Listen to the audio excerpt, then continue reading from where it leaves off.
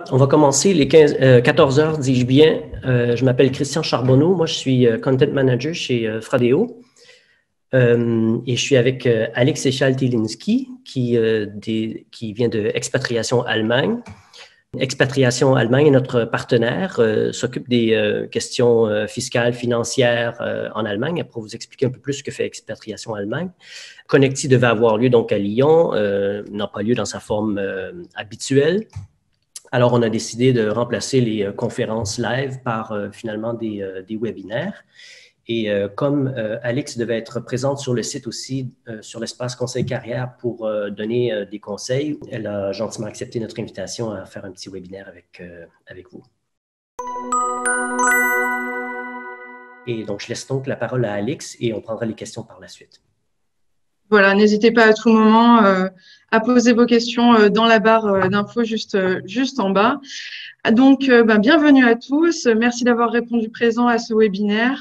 Je m'appelle Alex Echal-Tilinski. Ça fait bientôt 4 ans que je suis en Allemagne. J'ai rejoint donc l'équipe Expatriation Allemagne à la suite de mes études de droit à Lyon. Et donc, j'ai commencé l'activité de conseillère financière et je me suis rattachée au réseau Expatriation Allemagne. Vous vous posez certainement la question, mais qu'est-ce que c'est le réseau Expatriation Allemagne? Donc, c'est une association de loi 1901 qui existe depuis 2009 maintenant. Et donc, vous voyez ma très chère équipe, donc ce réseau de professionnels indépendants, vous facilitant votre intégration administrative, fiscale et sociale en Allemagne. Donc, notre association, elle regroupe différents spécialistes indépendants qui maîtrisent l'articulation sur le franco-allemand. Vous avez aujourd'hui une quinzaine d'experts sur toute l'Allemagne. Donc, moi, je suis basée à Francfort, mais vous avez également aussi des experts qui sont basés à Hambourg, à Berlin, également à Munich et puis enfin Stuttgart. On met à disposition donc différents services que je vais vous présenter dans un instant. Nous faisons un accompagnement donc spécifique aux démarches administratives, sociales et fiscales. Donc, vous allez avoir différents experts comme les avocats, les consultants, les fiscalistes qui vont avoir des habilitations particulières et vont pouvoir vous aider à faciliter votre intégration. Ça peut être l'inscription au registre des Français de l'étranger. Ça peut être votre Anmeldung, votre inscription à la mairie qu'on viendra à voir dans un instant. Et puis également des autres démarches qui ne sont pas toujours faciles à effectuer seules, comme la déclaration d'impôt par exemple. Donc, nos services sont proposés sous forme de cotisation annuelle et cette cotisation annuelle, le montant est de 50 € par an et vous fournit l'intégralité de nos services pour les conseillers financiers et vous accompagne sur les démarches sur lesquelles nous sommes compétents, donc l'optimisation fiscale, la retraite, l'épargne ou encore la santé. Voilà, c'est de nombreux domaines qui diffèrent parfois de la France, donc c'est important de faire appel à des spécialistes quand on n'a pas toujours les réponses à nos questions. Cette adhésion, donc, vous le voyez, elle est de 50 € pour un particulier, 100 € pour un couple ou pour un indépendant qui souhaiterait, par exemple, constituer donc son activité, créer son entreprise. Donc, vous avez nos conseils qui sont compris à l'intérieur et puis également une tarification qui est négociée avec les autres prestataires du service. Ça va être les gens qui travaillent sur honoraires, donc les avocats, les fiscalistes. Vous avez donc un entretien avec un bilan assurantiel et patrimonial et puis des recommandations qui sont préconisées pour un deuxième entretien. Et enfin, vous avez donc la simulation de déclaration d'impôt qui est comprise dans votre adhésion et la simulation d'estimation de salaire, on verra dans un instant. Nous allons voir donc les indispensables à votre arrivée en Allemagne, à savoir les principales démarches administratives, les assurances et protection sociale, et enfin, faire une estimation de salaire. Il faut savoir que la liste des éléments que je vais vous présenter aujourd'hui est non exhaustive. Si j'étais amenée à vous présenter chacune des démarches, ça prendrait un petit peu plus de temps. Donc, je vais être assez succincte sur les différents éléments que je vous présente, mais n'hésitez pas à me poser des questions ou directement faire appel à nos services par la suite. On sera ravis de vous aider. Alors, les démarches administratives. Donc, vous avez la première démarche quand vous arrivez en Allemagne, qui est l'inscription en mairie. L'inscription en mairie, que votre installation soit temporaire ou à durée indéterminée, vous devez enregistrer auprès des autorités compétentes, Meldebehörde, de votre commune de résidence dans un délai de 8 à 15 jours. Il faut savoir que cette formalité, elle est obligatoire en Allemagne. Ce n'est pas le cas en France. Bien souvent, les Français ne sont pas au courant et vous devez, pour cela, demander une attestation spécifique auprès de votre propriétaire ou de la personne qui vous héberge afin d'effectuer cet enregistrement. L'enregistrement génère un numéro d'identification fiscale qui s'appelle le Steueridentifikationsnummer. Il est indispensable pour de nombreuses démarches administratives, l'assurance maladie, l'ouverture d'un compte bancaire ou encore la redevance télé, radio.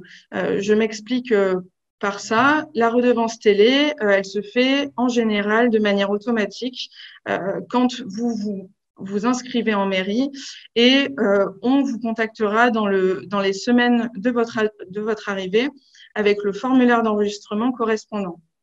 Il faut savoir que même sans radio ou écran de télévision, la redevance est à régler et ce, par foyer, il faut compter environ 50 € par trimestre.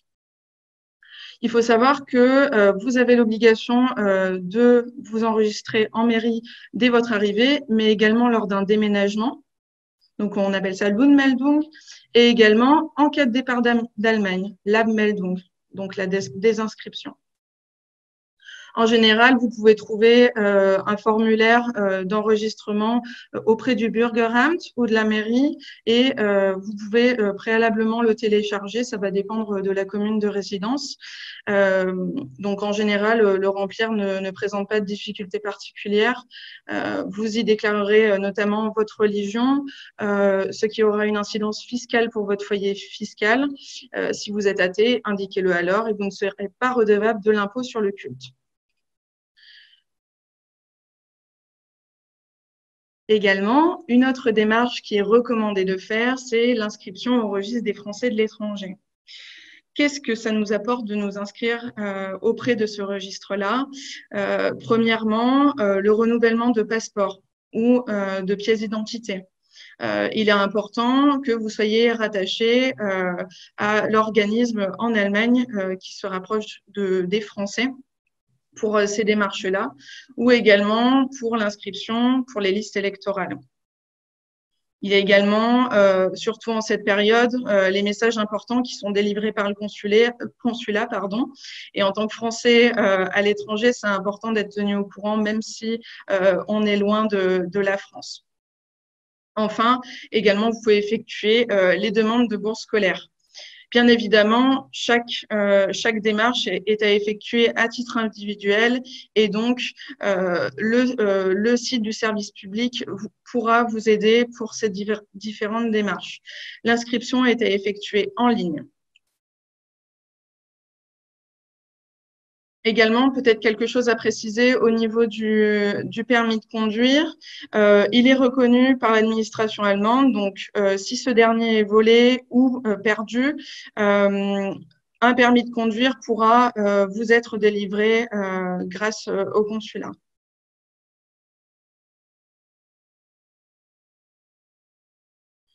Les assurances et protections sociales.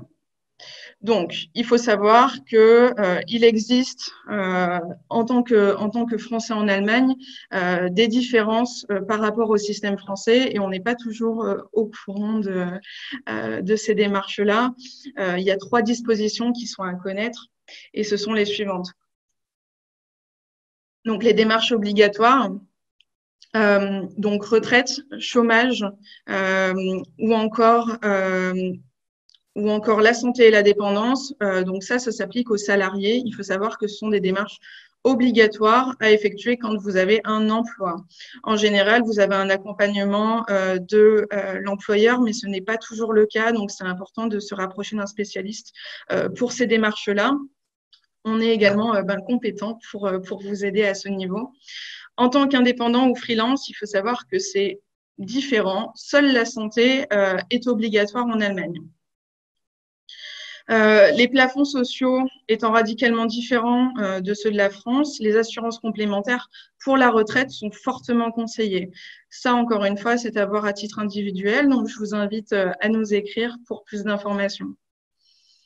Les assurances santé et dépendance sont obligatoires, comme je le disais. En tant que salarié, il existe 2 systèmes de santé en Allemagne, privé et public.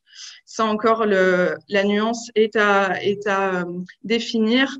Le choix entre les 2 systèmes doit se faire dans le cadre d'un conseil personnalisé. Et donc, je vous invite à faire appel à un professionnel et donc à nous écrire directement pour vous conseiller au mieux. Les assurances complémentaires. Donc, comme par exemple la complémentaire privée ou l'incapacité de travail peuvent être prises en charge par votre employeur. Ça n'est pas toujours le cas et ça dépendra également des conditions énoncées dans votre contrat de travail. L'assurance incapacité, par exemple, elle vous permet d'obtenir une rente si vous n'êtes plus en mesure d'exercer vos fonctions pendant toute la durée de cette incapacité. On parle en général de maladies longues. La complémentaire privée va plus concerner l'équivalent de la mutuelle en France. Donc, ça peut être pris en charge par l'employeur comme à titre privé. Les assurances indispensables, enfin, qui ne sont pas obligatoires, mais à souscrire à titre privé, comme son nom l'indique. La responsabilité civile, donc en France, on a l'habitude d'en avoir une quand on souscrit à un contrat de logement, par exemple. Ici, c'est pas le cas. N'étant pas obligatoire en Allemagne, il est recommandé de vous assurer au moins cette assurance-là et vous couvre, vous et votre famille, en cas de dommages causés à une personne non assurée ou non solvable. Pour les propriétaires de chiens, il faut savoir qu'il est également recommandé de souscrire à une assurance supplémentaire.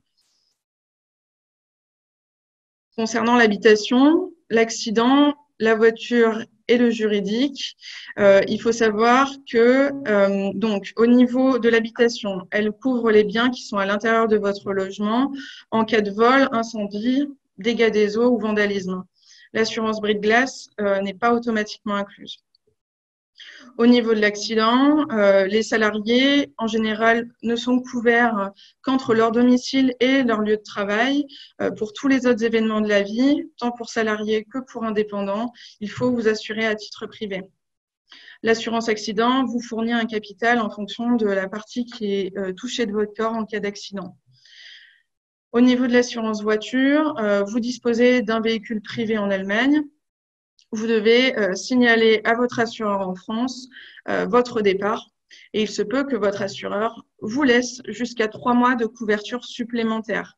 Cela doit être absolument notifié par écrit. Le cas échéant, vous avez jusqu'à 6 mois pour vous assurer en Allemagne sous peine de poursuite judiciaire. Donc, il est important de vous inscrire, d'inscrire votre véhicule en Allemagne et de vous procurer de nouvelles plaques. Donc, pour reconnaître le bonus français, c'est tout à fait possible grâce à nos spécialistes. Et donc, nous pouvons vous accompagner sur ces démarches-là. Enfin, l'assurance juridique est importante en Allemagne pour se prévaloir de tout litige avec un tiers, l'employeur, sur le trafic ou avec votre propriétaire. On sous-estime l'importance de cette assurance et généralement c'est quand quelque chose va pas bien que on pense à s'assurer. C'est le principe de l'assurance. S'assurer quand tout va bien et on espère que rien n'arrive. Peu courante en France, elle est très répandue en Allemagne en raison de recours beaucoup plus fréquents à la justice pour régler un conflit. Donc, c'est important de disposer de ce type d'assurance.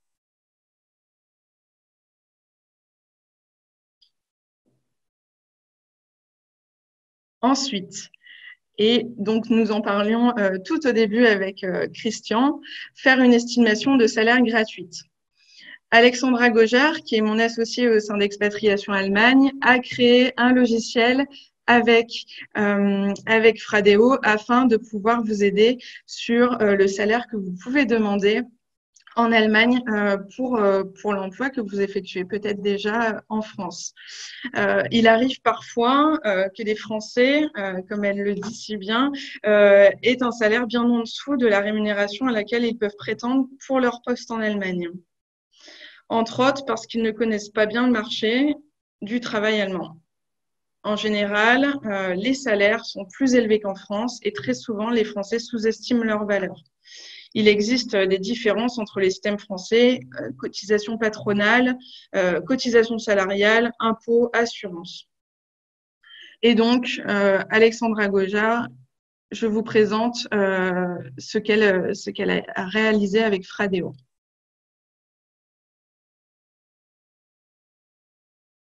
Vous avez également le lien qui se trouve dans la conversation. Donc, vous avez l'estimation de votre salaire en Allemagne. Vous voyez, c'est relativement simple. Vous rentrez votre nom, votre prénom, votre adresse email, votre CV et le poste visé en Allemagne. Une fois que vous faites cette démarche, vous indiquez les informations complémentaires et vous transmettez votre demande. Cette demande est gratuite. Sur quelle base sur quelle base, au final, on travaille pour faire cette estimation. Plusieurs facteurs sont à prendre en compte. La taille et le secteur d'activité de l'entreprise, le lieu du poste, votre formation et votre expérience, votre profession et votre niveau de responsabilité. Et pourquoi c'est important? Si vos prétentions salariales sont trop éloignées de votre valeur réelle sur le marché allemand, vous réduisez vos chances de décrocher un emploi et passerez peut-être à côté de certaines opportunités. Demander une estimation de salaire gratuite, c'est l'opportunité de pouvoir bien vivre en Allemagne pour la suite. Voilà pour ma présentation. Maintenant, nous allons passer donc aux questions.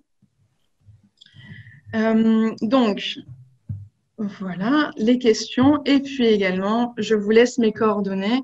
Vous avez comme ça le temps de les noter et je reste disponible au besoin voilà, pour toutes les démarches présentées. Il faut savoir qu'on va peut-être pas penser tout de suite à nos recommandations, mais peut-être quelqu'un de votre entourage est également dans le besoin. Donc, n'hésitez pas à leur transmettre nos coordonnées pour pouvoir les aider. Parfait, merci Alix. Donc, tu as accès aussi aux questions aussi, je crois. Donc, on demande par exemple, est-ce que l'inscription à la mairie en Allemagne se fait avec ou sans rendez-vous? Alors, ça peut être les deux. Ça va dépendre de la commune sur laquelle vous vous inscrivez. Moi, pour ma part, je suis allée directement au centre pour m'inscrire.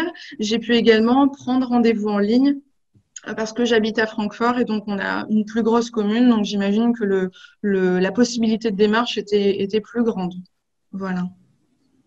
Il faut savoir qu'en général, ils vont pas forcément parler allemand, pas forcément parler anglais, excusez-moi. Et donc, mais c'est relativement simple hein, comme démarche, donc ça se fait assez rapidement. Il faut avoir sa pièce d'identité et puis cette attestation dont je vous parlais, qui est également disponible sur le site de la mairie en général. Très bien. Voilà. On a une autre question. Faut-il changer son permis de conduire pour un permis allemand quand on arrive en Allemagne? Alors non, ce n'est pas nécessaire. Vous pouvez conserver tout à fait votre permis de conduire français. Exactement. Si vous venez de la France, naturellement.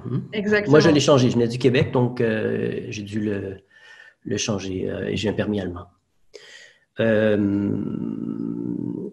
Est-ce que tu peux répondre à la question comment importer son véhicule en Allemagne? Alors, il y a deux possibilités de réponse afin que je ne me trompe pas. Importer son véhicule en Allemagne depuis la France, vous pouvez tout à fait rouler depuis la France jusqu'en Allemagne pour amener votre véhicule. Si vous avez déjà une assurance qui fonctionne, c'est tout à fait possible. Il faudra penser bien évidemment à effectuer le changement. Si vous n'avez par contre pas d'assurance, dans le cas où vous venez d'acheter votre véhicule et vous le transportez directement depuis l'Allemagne, en Allemagne, pardon. Il est important de bénéficier d'une couverture temporaire. Là également, ça se traduit au cas par cas, donc il faut faire appel à nos services pour vous accompagner au mieux. Parfait.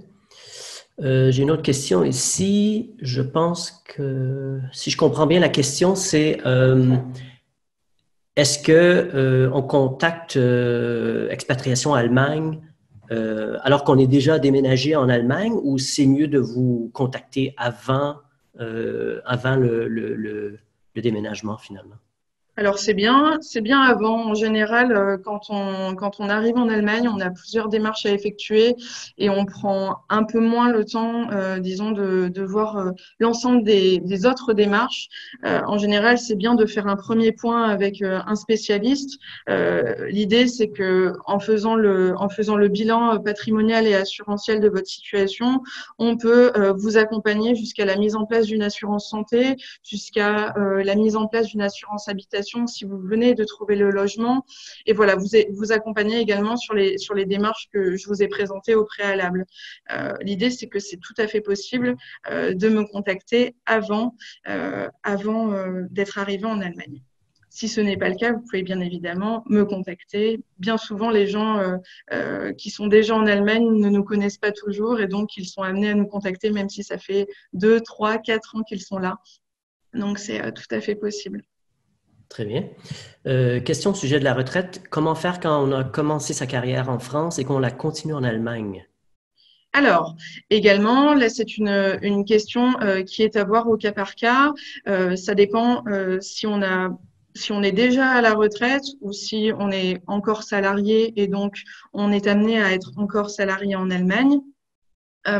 Il est possible de faire un regroupement à votre retraite des différents pays où vous avez cotisé. Il faut savoir que chaque passage dans les pays où vous avez cotisé ne sera pas oublié. Il est important de faire ce recensement de tous les pays où vous avez travaillé un petit peu avant votre retraite pour calculer le montant de votre cotisation plus tard. Est-ce que votre service s'adresse à des personnes désirant rester de manière à long terme, ou aussi pour des gens qui veulent rester juste 1 an ou 1, 2, 3 ans en Allemagne? Alors, c'est possible dans les deux cas. Nous sommes compétents pour au final, nos adhérents qui sont là pour une durée déterminée ou pour une durée longue et qui souhaitent passer la fin de leur jour en Allemagne. On est également habilité à vous conseiller en cas de départ de l'Allemagne, puisque c'est bien souvent des démarches qui arrivent. Vous restez 3 ans, puis vous êtes amené à déménager dans un autre pays. On s'occupe de la mise en place des solutions qu'on vous propose et également de la résiliation. Mm-hmm. Je regarde si on a d'autres questions. Il y a une question qui était intéressante et que bien souvent les étudiants ne sont pas au courant quand ils viennent en Allemagne, c'est est-ce que la carte de sécurité sociale européenne, si on est en Allemagne sans avoir encore trouvé d'emploi, est importante? Alors, oui et non, à partir du moment où au moment où vous arrivez en Allemagne, vous avez l'obligation de vous enregistrer. Donc, vous avez forcément un logement. Vous logez soit chez un ami, soit vous avez déjà trouvé un logement, mais vous n'avez toujours pas d'emploi. Vous avez l'obligation d'avoir cette assurance de santé donc publique. Et donc, là, à partir du moment où vous devenez résident allemand, au final, cette carte sociale européenne ne fonctionne plus. On va vous considérer comme un patient étranger, donc on va vous fournir les soins demandés. Et puis, par la suite, vous allez recevoir une facture qu'il faudra envoyer à votre régime de sécurité sociale adéquat. Si vous dépendez toujours du système français, vous pourrez éventuellement être remboursé, auquel cas, sinon, il faudra souscrire à une assurance santé publique ici en Allemagne. Auquel cas, si vous avez encore des questions relatives au sujet évoqué, nous écrivons régulièrement des articles sur le site expatriation-allemagne.com. Donc, vous avez accès également à toutes les autres démarches dont nous avons parlé. Alors, on arrive à la fin. Si vous avez peut-être une dernière question ou peut-être un dernier mot, on peut peut-être regarder une question. Si l'on est résident allemand, peut-on avoir l'équivalent d'une carte européenne d'assurance maladie pour se faire soigner en France? Donc là, c'est une question à prendre au cas par cas. Donc, si vous êtes déjà résident allemand, vous avez la possibilité de contribuer à des mutuelles, par exemple, qui peuvent vous soigner dans différents pays d'Europe. Donc ça, c'est très intéressant. Il faut savoir que si vous êtes éligible à un système de santé privé, on a écrit des articles relatifs à ça, c'est également possible de vous faire soigner en France si c'est un besoin. Très bien. Voilà, en tout cas, vous avez la possibilité de vous couvrir, en tout cas d'être couvert en France en cas d'urgence, hein, s'il vous arrive quelque chose. Bon, très bien. Il me reste 1 minute pour conclure. Donc, je tiens d'abord à te remercier, Alix, pour toutes ces informations. Donc, Alix est disponible comme ses collègues pour répondre à vos questions. Vous pouvez aussi passer par Fradeo, qui peut vous aider sur toute la question du recrutement, de l'emploi, de votre CV. Sur Fradeo, on a aussi une page où vous pouvez poser des questions aux experts, dont ceux de expatriation à Allemagne. Donc, on le fait très volontiers. Alors, merci beaucoup, Alix, et en espérant de répéter l'expérience. Également, merci à vous. Ce fut très plaisant et au plaisir de discuter avec l'un d'entre vous dans quelques jours, je l'espère. À très bientôt. Au Au revoir. revoir.